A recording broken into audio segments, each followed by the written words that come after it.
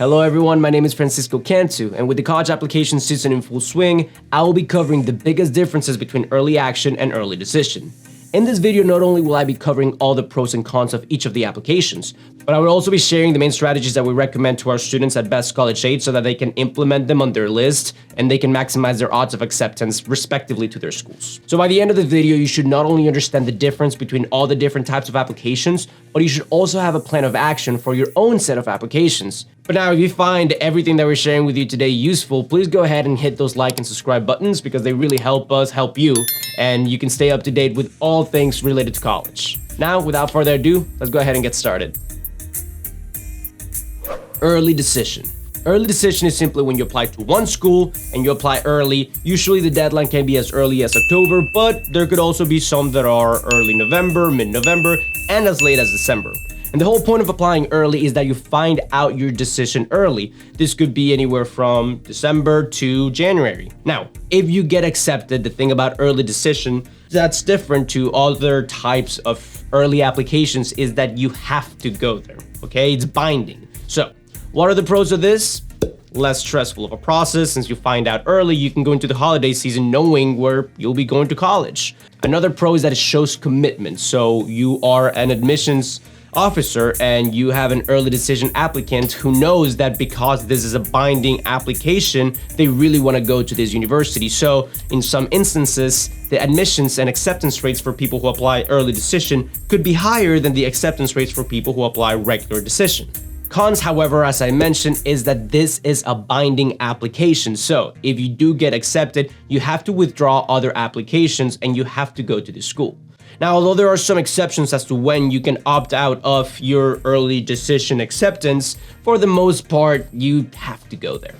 So when do you apply early decision? You do this when you have a dream school, when you have a school that no matter what happens, if you get accepted, you know you'll be going there. You base this on academic programs, on a school that has had your interest since you've been a young child, somewhere that you know, boom, if I get there, I will go there no matter what. Other than that, might want to keep your options open, but yeah. Early action. Early action is another type of early application, and usually you apply early. Again, could be as early as October 15th, and it could be as late as December. There are multiple deadlines. There's first early action, second early action, but bottom line, you apply early, you find out early. Now, what's the difference between this early action and what we just discussed earlier in early decision? Well, early action is not binding. So unless they have any specific policy at the school, because schools are different, they each have different policies, for the most part, what you can expect for an early application is simply you apply early, you find out early, you do not have to withdraw any sort of other application if you are accepted. Pros, it's a less stressful process. You find out early, go into the holiday season having an idea. You know, since it's not early decision, you do not have to go there, but since you've been or not been accepted, you have an idea of what the coming months are gonna look like. So this leads me to my second pro. It helps shape your strategy for the rest of regular decision strategy, because if you find out early that you got accepted to a top school, you might not apply to some other schools you would have otherwise. But if you do not get accepted to an early action school, then you might want to start thinking about where you rank with the rest of your college list. So having that information and those decisions early can really help shape your list going forward. Finally, the last pro is that, as I mentioned, you do not need to withdraw other applications if you are accepted. Again, it's all about keeping your options open so that you can maximize odds of acceptance, and then once you get in, make the best decision for your future. Cons. One of the biggest cons of any type of early applications, whether it's early decision or early action, is that if the student does not have good enough credentials, so let's say you have only taken the SAT or ACT once and you got a score that it's, below average, or you do not have the GPA that you need, you're below the standard or what's the average of the incoming class at that school, then by applying early, you're kind of submitting a weaker application than if you waited and you made your credentials stronger by doing a couple of extra service hours if you don't have enough, or taking those standardized tests again and getting your grade up. Again, the cons are that if you do not have those strong credentials, you need to kind of wait. It would be better to wait for regular decision because you are better off applying with a stronger application later than a weaker one sooner. And again, it's all a game of strategy and statistics, so make sure that you go and research what are the particular acceptance statistics for early action, early decision, whatever type of application they offer at one school. Check out what those percentages are for acceptance and see which type of application maximizes your odds. But we'll cover this later on in the video. Okay, when you do early action, you do this if your application statistics are competitive enough as they are. And then once that's the case, you apply to as many schools early action as you possibly can, unless, you know, there's a policy that early action is restrictive for some schools. Some schools do have that policy, so make sure you keep an eye out for that.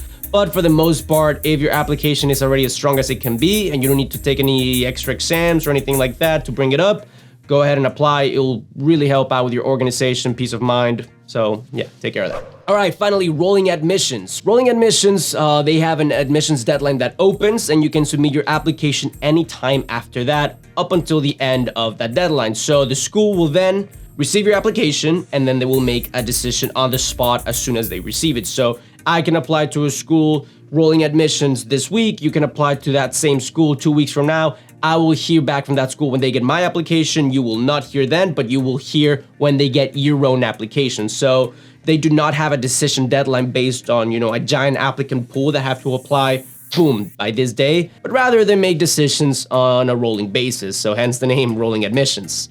So schools will continue to evaluate applicants up until the whole class is filled up for the spots, and that lends itself to the following pros. So it accommodates your busy senior schedule. You know, if you're a senior that's battling with deadlines and assignments to graduate so that you can finish off strong, having rolling admissions can really help you go ahead and work on your application a little bit here, a little bit there, a little bit there, and then you apply on your own time. And it's also good if the applications are still open for any last minute options or schools that you hadn't applied to before, but if they have not filled out that class, you can go ahead and do rolling admissions. Now, cons, they're harder to keep organized because you do not have that accountability of, okay, there's this deadline that I have to meet it by, and it's kind of more up to you. So if you're not as organized of a person, I recommend writing it down and keeping that organized for you, because otherwise it's gonna get stuck in the back burner. So my final piece of advice is to apply as early as possible when the schools offer rolling admissions. And as long as your application is competitive, if you get it out of the way early, you'll be better off for the rest of your senior year. Finally, as promised, I'm going to tell you all the strategy that we recommend to our students at Best College Shade so they can maximize their odds of acceptance at the schools in their list. So step number one is to come up with that first list. You know, base it on what's good for you, what programs they offer that match your, you know, academic interests, your geographical interests, whatever it is that you want in a college. Make that list, you know, divide into safety, target, reach schools, and go ahead and finish that up. Step number two is to understand the difference between early action, early decision, rolling admissions, and regular decision. If you watch this video, you should be covered for step number two. Next up, we have step number three is to combine that list that you have from step number one and match it with your understanding of step number two, each one of which the types of application that they offer, and go ahead and determine which schools offer which policies within your list. So school number one offers early decision and regular admissions. So school number three is only rolling admissions. Go ahead and fill that out, keep track of that, write it down so that you know what your options are. Next up, we have step number four, which is to determine what your strategy is going to be. So you're going to research statistics, admission statistics, as I mentioned earlier in the video, based on the type of application and based on the specific school, which one has higher percentages of being accepted and which school has, you know, particular GPA requirements that you meet or standardized test scores that you meet. Go ahead and compare those statistics that you currently have with statistics of application and the incoming class for previous years, and you'll be able to get a pretty good idea as to what you should be doing for each school, what type of application you should be doing for each school. Which leads me to the final step number five, which is to make those final decisions. What you should have for step number five is a finalized list of the number of schools and the type of application you will be completing and when you will be completing it by. And again, you should do this based on ranking of the school, which one's your top choice. This might help you determine if you're gonna do early decision, which one has statistics that you already meet based on, you know, GPA, standardized test scores, and which ones you want to keep in the back burner or which one accommodates best to your schedule. So go ahead and figure that out, follow those 5 steps, and you should be maximizing your odds of getting into each one of those schools respectively. So there you have it, y'all. That was our video on the difference between early action, early decision, rolling admissions, regular decision, and all the different types of applications. Hope this really was of use to you this college application season. Best of luck. If you want to learn more about how to maximize your odds of acceptance and also a little bit more about how to pay for college and, get the most financial aid and scholarships available, go ahead and click the link down below, and that will take you to our free 45-minute webinar. Take the time to watch that. It's super, super helpful, and I'll see you next time.